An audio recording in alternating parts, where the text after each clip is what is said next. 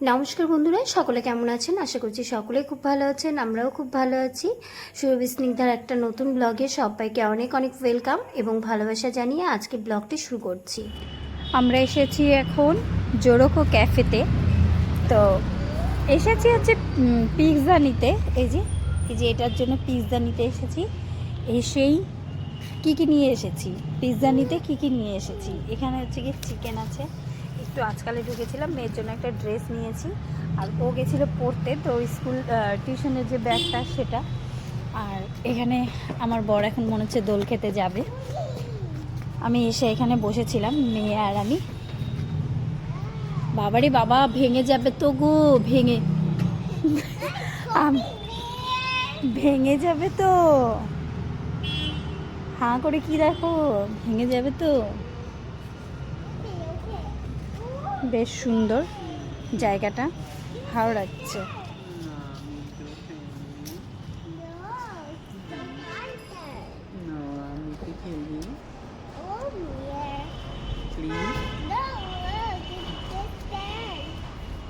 আমি একটু দোল খেতে পারছি না। আমি যখনই বসে যাচ্ছি তখনই মনে হচ্ছে দোলনাটা ভেঙে পড়ে যাবে, এরকম অবস্থা। যাই হোক, একটু বসি এখানে। আসলে এখানে হচ্ছে কি আমি একদম প্রথম এলাম। আমার বর অনেকবার এখান থেকে পিৎজা নিয়ে গেছে, আর পিৎজাটা খেতে বেশ ভালো, পুরোপুরি নিরামিষ পিৎজা। তো সেই কারণেই হচ্ছে গিয়ে এখানে আসা, মেয়ের জন্য বিশেষ করে। আর বাড়িতে গিয়ে বানাবে আচারি চিকেন। কথা এনার্জি কম। ও আজকে একটা অ্যাক্সিডেন্ট হলো, সেটা তোমাদের সাথে পরে শেয়ার করছি। এই হচ্ছে নির্বাণের ফ্ল্যাট, আর ফ্ল্যাটের ঠিক অপোজিটে জোরোকো ক্যাফে। আর ওই যে বাবা আর মেয়ে দুজনে মিলে দোল খাচ্ছে, কি মজা। শ্রীর ঠাম্মি টাকা দিয়েছিল, মানে টাকা দিয়েছিল বলতে টাকা পাঠিয়েছে তার নাতনির জন্য জামা কাপড় কিনে দেওয়ার জন্য। সেরকম কিছু পেলাম না, পাওয়ার মধ্যে এটাই ভালো লাগলো যে সামনে গরম আসছে, তো টিউশন পড়ে যাওয়ার জন্য এই ড্রেসটা একদম পারফেক্ট, তাই নিয়ে নিলাম। কেমন হয়েছে তোমরা কমেন্ট করে জানিও। ভিডিওটা দেখেই বুঝতে পারছেন যে ভিডিওটা শীতের সময় না, শীত যাবে যাবে ঠিক সেই সময়টা। তো ওই এডিটের কারণে এতদিন দেওয়া হয়নি। এদিকে আমি বানিয়েছিলাম চিংড়ি ভাপা। এটা খেতে ভীষণ ভালো লাগে, ভীষণ টেস্টি হয়, অপূর্ব একটা স্বাদের রেসিপি বলতে পারেন। উফ, শান্তি শান্তি, হ্যাপি দুজনে হ্যাপি তো? শ্রী হ্যাপি? কতটা হ্যাপি? দুজনে দাঁড়াও, একসঙ্গে দাঁড়াও, একসঙ্গে দাঁড়াও। পাগল হয়ে গেছিল দুজনকে ছাড়া। স্নিগ্ধা তার প্লে স্কুল ছাড়ার সাথে সাথে তার বান্ধবীর সাথে রোজ দিন দেখা হওয়াটাও ছেড়েছে। তাই দুজনকে যখন দেখে ঠিক এইভাবেই আঁকড়ে ধরে দুজনকে। মা এদিকে নিয়ে এসেছিল গুড়, আর মায়ের সঙ্গে আমি গেছিলাম ডাক্তার দেখাতে, মানে মাকেই ডাক্তার দেখাতে নিয়ে গেছিলাম সকালবেলা। তো দুজনে মিলে বাজার করে নিয়ে এসেছিলাম, ছিল পাবদা মাছ, শাক টাক, আরও কী নিয়ে এসেছিলাম আমার ঠিক মনে নেই। আর মা আসবে আর পায়েস বানিয়ে দেবে না, সেটা কখনো হয়? তাই মা একটু পায়েস বানিয়ে দিয়েছিল, কারণ মায়ের হাতের পায়েস আমি ভীষণ ভালোবাসি। আমি জানি না, অনেকের হাতের পায়েস খেয়েছি, মায়ের হাতের পায়েস যেন একটা অন্যরকমই স্বাদ, আমার খুব ভালো লাগে। টানি দিয়ে আজকে চা বানিয়ে নিয়ে এসছে, ওই দেখো ওটাতে করে নিয়ে এসছে। নিজেই বলে চা খাবে না বলছে, এটা কেমন হয় ব্যাপারটা? আর চায়ের গন্ধে আমার একদম কখন মনে হচ্ছে কখন খাবো। আর এদিকে আছে নিমকি দেখাও একটু, নিমকি। সবাই আসে নাচ শিখতে, আমরা আসি চা খেতে। এই যে নিমকি, এই যে একমাত্র এই ব্যক্তির জন্য চায়ের চলটা উঠেছে।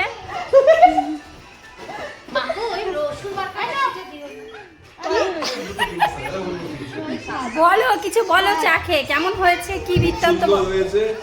হ্যাঁ, ও বার করতে গিয়ে এরকম ভাবে নিয়ে আসুক, আরো ভালো হবে।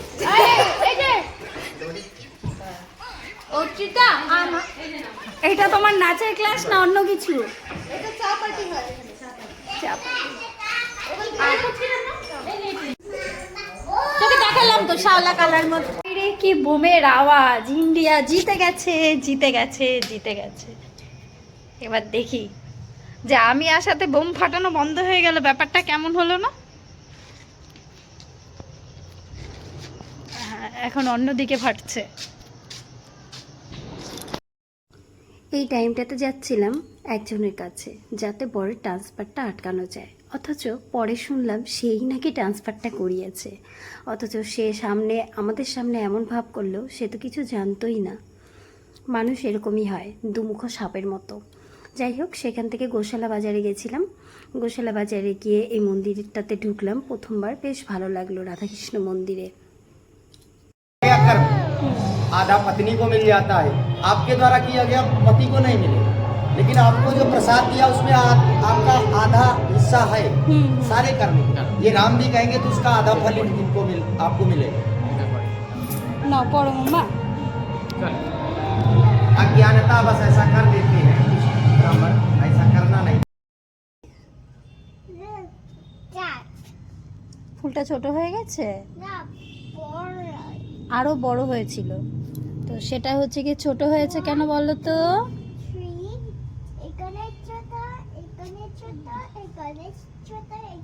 এগুলো কালকে সব ফুটবে, কালকে ফুটবে। 4টে ফুল ফুটবে কালকে, না 5 না মা, 4 কাউন্ট করে, ভালো করে কাউন্ট করো। না না, ওটা 2টা হবে না, 1 হবে। তারপরে উপরে চলে যাও, 2, না 3টা হবে না, এদিকে 4 হবে আর ওইদিকে 3 হবে আর ওটা 4 হবে। এখন খুব ভালো মতো মনে পড়লো ভিডিও এডিট করতে করতে সময়টা ছিল মার্চ মাস, আর আজকের দিনটা ছিল মার্চ মাসের 13 তারিখ। আর আমার গাছে এরকম ফুল ফুটেছিল চারিদিকে, যখন সব দিকে আমার সময় যখন খারাপ যাচ্ছিল, এই গাছটা যেন আমাকে অন্যরকম একটা শান্তি দিয়েছিল। এত সুন্দর ফুল দেখলে কার না মন ভালো হয়, সত্যিই খুব ভালো লাগছিল। এই কারণেই মনে পড়লো আজকে মার্চের 13 তারিখ, কারণ ছিল এটা, আমার বর আমাকে এরকম খুকুমনির একটা আলতা, মেহেন্দি এগুলো পরতে আমি খুব ভালোবাসি, সেই কারণেও নিয়ে এসেছিল। আর মার্চের 13 তারিখ মানে আমাদের হচ্ছে অ্যানিভার্সারি, তাই সকালবেলা ওকে কী যেন একটা আনতে পাঠিয়েছিলাম, এই যে জিরার প্যাকেট, দই, এগুলো আনতে পাঠিয়েছিলাম। ও ঘুম থেকে উঠে এগুলো এনে দিয়েছিল। তাছাড়া পার্সোনাল তো যে গিফটটা দিয়েছিল সেটা তো আমি অন্য ব্লগে দেখিয়েছি। আর এই আলতা পরতে আমার খুব ভালো লাগে, সবসময় পরা হয় না, তবে ভালো লাগে। আর এসেছিল আমার একটা পার্সেলটার মধ্যে ছিল সুন্দর একটা ব্যাগটা আমি তানিদির দেখে নিয়েছিলাম। ব্যাগটা ভীষণ কাজের, প্রচুর জিনিস এর মধ্যে মানে ক্যারি করা যায়, তার জন্য খুব সুবিধা। মানে তুমি অনেক জিনিস নিয়ে যাচ্ছ কোথাও, ভারী জিনিস হোক আর হালকা জিনিস হোক, তাতে ভীষণ সুবিধা। তো যাই হোক, ব্যাগটা আমার খুবই ভালো লেগেছে। তোমাদের যদি কারো ভালো লাগে থাকে তাহলে একটা স্ক্রিনশট নিয়ে ফ্লিপকার্টে সার্চ করো, ঠিক পেয়ে যাবে। আর খুবই কমে পেয়েছিলাম। অ্যানিভার্সারির পরের দিনই ছিল আমার পরের জন্মদিন, মানে 14 তারিখ। আর সেদিন হচ্ছে আমি আমার বাপের বাড়িতে গেছিলাম। তো ভাই ভেবেছিল ওকে শার্ট কিনে দেবে বা হেন তেন অনেক কিছু। তো হঠাৎ করে ওর কী মনে হলো একটা টি টেবিল দিই, কারণ আমার কম্পিউটারটা আগে নিচেই রাখা ছিল। কম্পিউটার টেবিলটা ভেঙে যাওয়ার কারণে কম্পিউটারটা নিচেই থাকতো, সেই কারণে এটা দিয়েছিল। আর তাতে আমার বড় ভীষণ খুশি।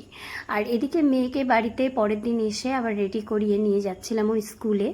তো ওর স্কুলে কী যেন একটা ছিল, আইডেন্টি কার্ডের জন্য হয়তো ফর্ম ফিল আপের কোনো একটা ব্যাপার ছিল, সেই কারণে স্কুলে নিয়ে যাচ্ছিলাম। আর চুলটা বেঁধে দিয়েছিলাম এইভাবে, ওই ইনস্টাগ্রাম থেকে দেখলাম এইভাবে কে যেন চুল বাঁধছে, তাই ওকে বেঁধে দিয়েছিলাম। আর বেশ সুন্দরও লাগছিল সেদিন শ্রীকে। আমার শ্রী তার নতুন স্কুল প্রথমবার তার বাবার হাত ধরে দেখতে যাচ্ছিল, এই প্রথম স্কুলে পা রাখলো আমার স্ত্রী।